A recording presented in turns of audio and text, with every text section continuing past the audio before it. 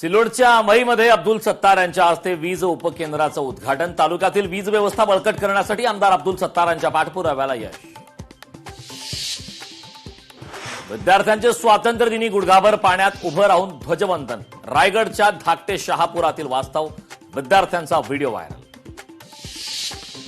खेडमध्ये ऐनवेळे रास्त धान्य दुकान प्रकरणी तहसील कार्यालयासमोर आमरण उपोषण। अनियमित कारभारावर प्रशासनाकडून दुकानदारांवर दंडात्मक कारवाई। पुसदमध्ये बेलोरा येथील शेतरस्ता 2019 पासून बंद। न्यायालयाचा निकाल असूनही शेतरस्ता बंद।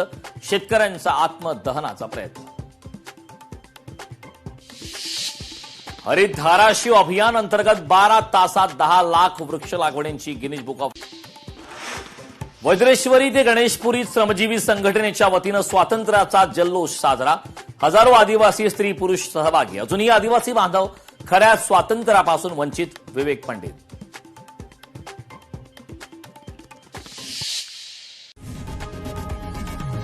लोकशाही मराठी ऐका, पहा, जागरूक रहा।